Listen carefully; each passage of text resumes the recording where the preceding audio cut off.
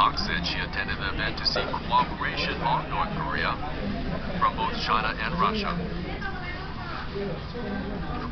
Park says the North's nuclear program is a serious threat not only to Northeast Asia, but also the entire world. She says she told the Chinese and Russian leaders they should work together to resolve the issue. Obama showed understanding about Park's position, but urged her not to overly accommodate China.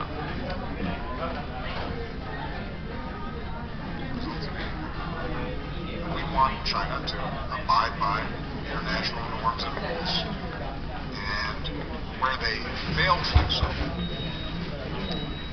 we expect the Republic of Korea to speak out on that.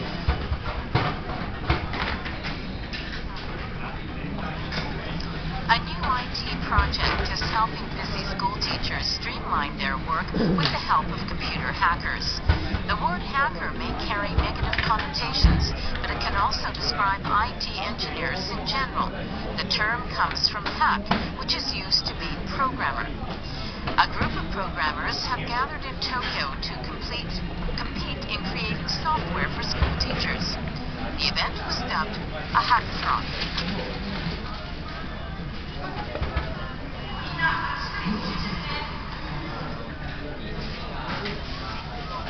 The woman playing the role of the teacher wears the sign on her back which reads, "Very busy." The hackathon was organized by education-related businesses.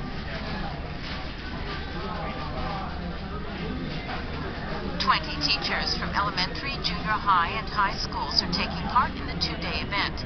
They are collaborating with IT engineers to brainstorm ideas for reduced loads.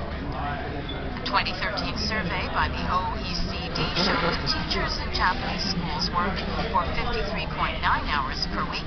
This was the longest for all 34 countries and territories that took part in the survey, and 40% longer than average.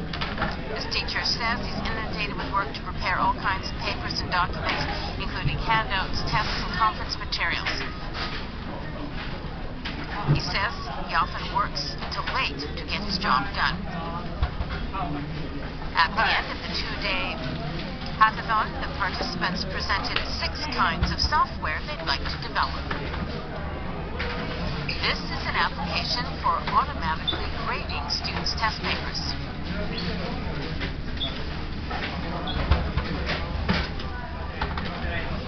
By sending the answer sheets on a printer and hitting start, the papers will be scanned and grades printed out. The application can reportedly check 10 sheets per minute.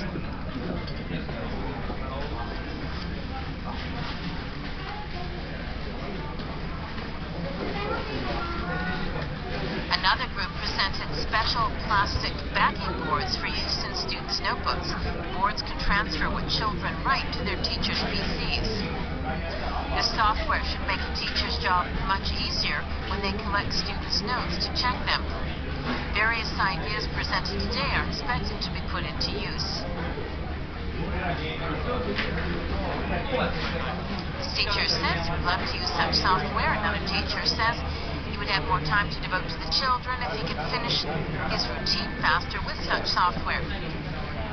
Kanji Akabori, Professor Emeritus of the Tokyo Institute of Technology, says teachers have become familiar with using various IT devices, such as tablets in school. China's People's Liberation Army's top general and vice chairman of Central Military Commission, Fan Changyang, referred to the artificial island China is building in the South China Sea. In Beijing, Fan said that the island is mainly for private use and would not impact the freedom of navigation, thus justifying the construction of a runway.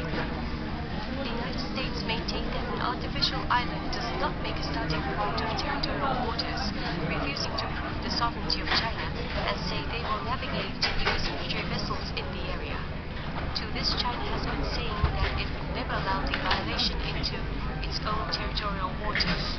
The speech by General Fan is believed to be reflecting this stance. This is a passenger plane designed to look like R2-D2, a popular robot in the film Star Wars. This was launched to coincide with the release of the latest in the series in December, the first time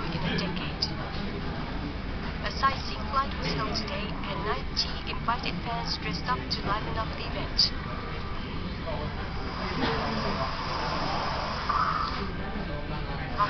Sven says all the staff made this event really fun, and he says he's so happy to enjoy this occasion at a place closest to space. The aircraft will be in service for the next 5 years, mainly in international routes. A U.S. website claims nearly 90% of people killed in U.S. drone attacks in Afghanistan over a certain period of time were not the intended targets. The Intercept online publication claims to have obtained confidential documents from an anonymous source in the U.S. intelligence community. The documents are alleged to be an analysis of U.S. drone attacks in Afghanistan, Yemen, and Somalia between 2011 and 2013. The publication said the choice of targets for drone attacks largely relied on intercepting communications. And nearly 90% of those killed between May and September in 2012 in Afghanistan were not the intended targets. The Pentagon had no comment. Tokyo police say a health ministry official arrested for taking bribes from an IT firm over contracts related to the mine number identification system and offered advice to the IT firm in preparing the contract proposals. Police say the suspect, Kazuyuki Nakayasu, frequently visited the IT firm from several months before the official announcement was made regarding the contracts in question. Tokyo Metropolitan Police suspect Nakayasu abused his position in the ministry and engaged in various illegal activities to ensure the IT firm won the bid.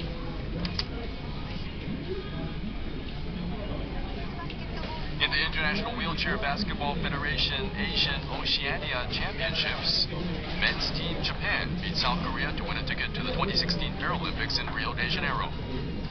All Japan fight is the Team Japan theme. Japan faced South Korea for the third place match. Team Japan is in black. In the first quarter, Japan struggled, having allowed South Korea a series of baskets.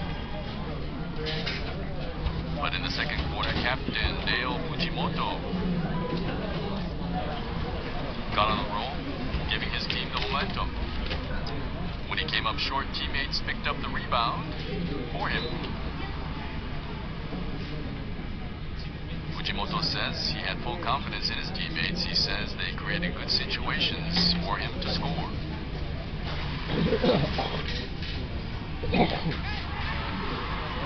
A strong defense also helped Team Japan.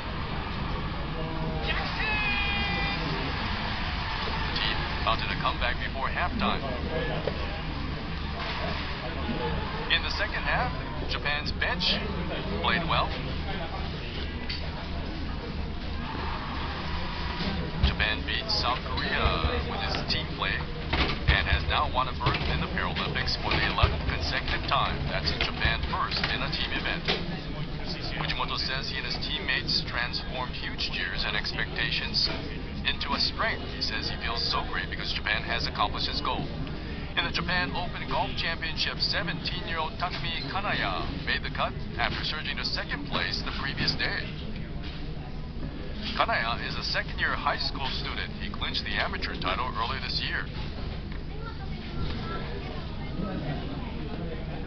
He gave up strokes to par on the front nine. Here's his third shot on the 12th hole.